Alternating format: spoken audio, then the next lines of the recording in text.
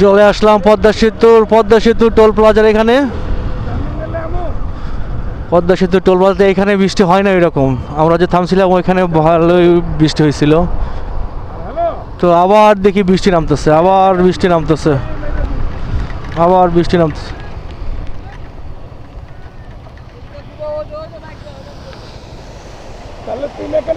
কোন দিক দিয়ে ঘুরতে হবে?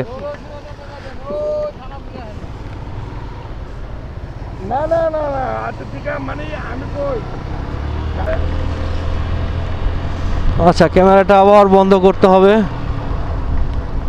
এখানে বৃষ্টি হচ্ছে, সো এই কিছুক্ষণ আগে বৃষ্টি ছিল না, এখন আবার বৃষ্টি শুরু হয়েছে। আমি ভুল করে এই পাশ দিয়ে চলে গেছিলাম, কারণ ফার্স্ট টাইম তো পদ্মা সেতু।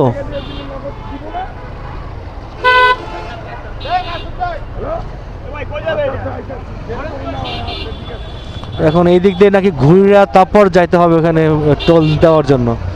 তো আবার বৃষ্টি আসছে, ক্যামেরাটা আবার বন্ধ করতে হবে এখন মনে হচ্ছে।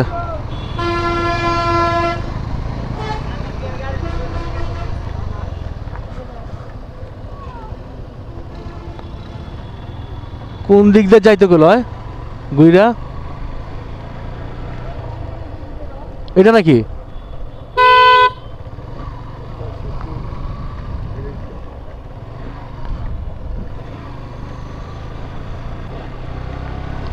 Motorcycle lane?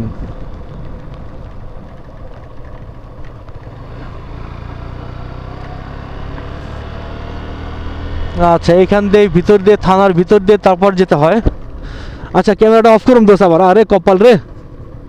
তো আবার বৃষ্টি চলে গেছে, আবার ক্যামেরা সেট করলাম। এই হচ্ছে পদ্মা সেতু টোল প্লাজা।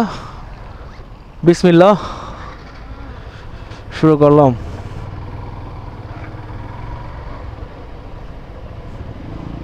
টোল প্লাজার সিরিয়ালে আছি। আর একটু আগে হইলে সিরিয়াল ছিল না, আগে মোটরসাইকেল ছিল না, এখন 2-3টা আবার হুট করে চলে আসছে। তো দেখেন এখানে আর্মি প্রোটেকশন আছে, আর্মি পাহারা দিচ্ছে।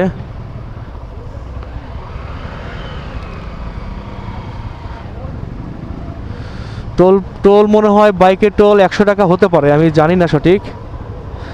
এই বৃষ্টি হচ্ছে, এখানে বৃষ্টি হচ্ছে, আবার সামনে বৃষ্টি নাই, সামনে বৃষ্টি হচ্ছে, আবার এখানে বৃষ্টি নাই।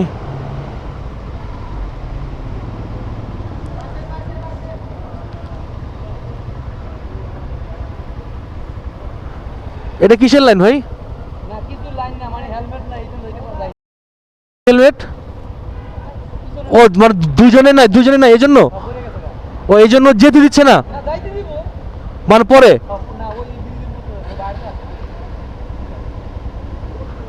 ও পিছনে হেলমেট না থাকার কারণে ওনাদেরকে আটকাই দিছে। এখন আরেক ভাই উপকার করতেছে, ওনার হেলমেটটা দিয়ে সহযোগিতা করতেছে।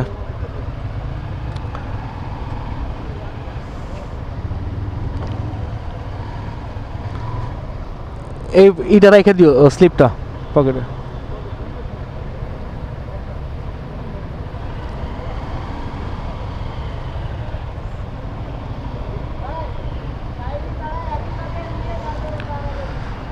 ওকে, ওয়েলকাম টু মি পদ্মা সেতু। সো চলেন দেখি, ব্রিজ তো অনেক বড়, সম্পূর্ণ ভিডিও অথবা করতে পারবো না। তো যা হোক, আল্লাহর রহমতে বৃষ্টিটা এখন নাই, আকাশটা পরিষ্কার দেখা যাচ্ছে। চলেন যাই। প্রচণ্ড পানি পিপাসা লাগতেছে। তো এখানে এমন একটা রোড করছে, এখানে হাইওয়ে আশেপাশে কোনো দোকান কিংবা আদার্স ওই ধরনের কনফেকশনারি নাই। দেখি পদ্মা ব্রিজ পার হয়ে ওই পারে গিয়ে হয়তো বা কোথাও করতে হবে। চেন টাটকাও, চেন।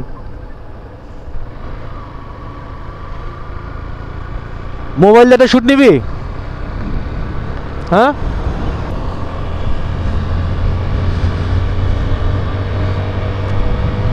তো যেটা বলতেছিলাম, বৃষ্টিটা আসতেছে আবার চলে যাচ্ছে, ভালো লাগতেছে। ওয়েদারটা আবার হালকা একটু ঠান্ডা হয়েছে। আল্লাহ তাআলা যা করেন মানুষের মঙ্গলের জন্য, কল্যাণের জন্যই করেন। তো তো সকালে ওয়েদারটা হালকা একটু রোদ ছিল, গরম গরম ছিল, তো এখন বৃষ্টি হতে আকাশটা মেঘলা, রাস্তাটা পরিষ্কার লাগতেছে, একদম ওয়াও টাইপের একটা ওয়েদার, ওয়াও। সেই ওয়েদারের সাথে এখন পদ্মা ব্রিজ, তো ওয়েদার এবং এক্সাইটমেন্ট দুইটা মিলিয়ে জাস্ট ওয়াও।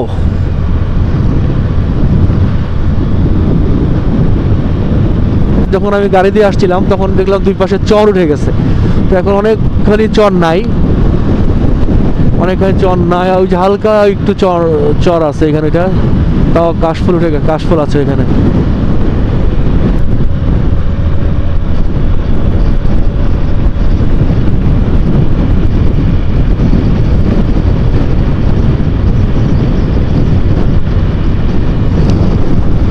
প্রচন্ড বাতাস, প্রচন্ড বাতাস, বাইক একদম নাড়াই ফেলতেছে। আমরা দুইজন আছি, বাইক সব মিলে প্রায় 300 কেজি প্লাস, তো প্রায় বাতাসের বেগটা এত বেশি, বাইক পুরো ঝাঁকুনি দিচ্ছে। আমি এই জন্য বেশি স্পিডে চালাচ্ছি না, 60 স্পিডে চালাচ্ছি এখন বর্তমানে। আর হাইওয়েতে আসলে আমি এমনিতেও বেশি রাইড করি, বেশি স্পিডে গাড়ি রাইড করি না, সর্বোচ্চ 70, 80 সর্বোচ্চ 80 থেকে 90, এর উপরে না। কারণ আমাদের এখানে এটা যে রাস্তা, এই রাস্তায় আসলে 100, 150, 200 স্পিডও কিছুই না, আপনি চাইলে তুলতে পারবেন, কিন্তু আমাদের গাড়িতে তো ওই স্পিডটা নাই। তো এই জন্য আমি শুধু 80-তে 90-তে একটা গাড়ি চলা যেরকম, 110-20-এ চলা একই রকম। তো এই জন্য আমি 80-90-তে সর্বোচ্চ গাড়ি রাখি, এর উপরে যাই না। তো ঠিক আছে, চলেন এনজয় দ্য পদ্মা ব্রিজ।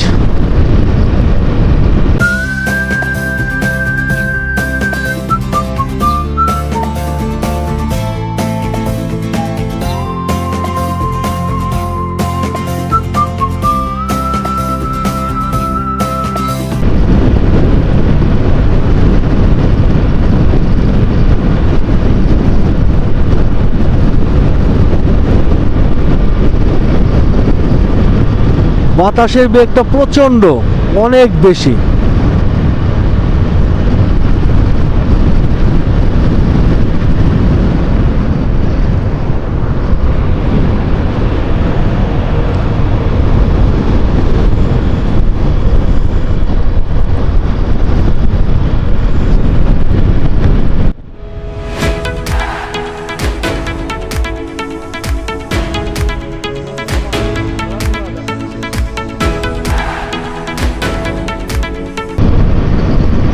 আবার রোদ উঠে গেছে, রোদ বৃষ্টির খেলাতে আমরা খেলতে খেলতে চলে যাচ্ছি খুলনায়।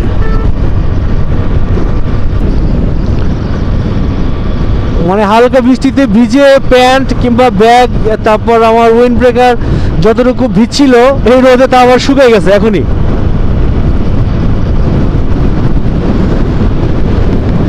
নদীর মাঝখানে দ্বীপের মতো একটা চর।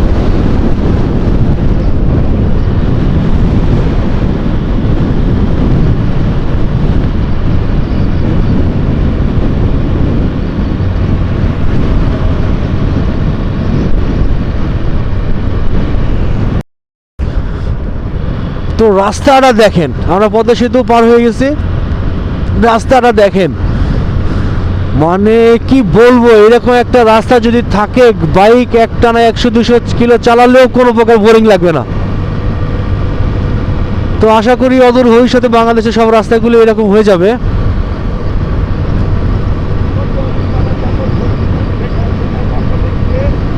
তো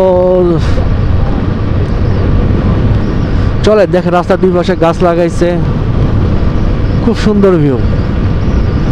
আকাশটা দেখেন একদম পরিষ্কার। তো জানি না কতক্ষণ লাগবে, তবে একটু ব্রেক দিব, একটু ব্রেক দিয়ে তারপর একটু পর পর যাবো।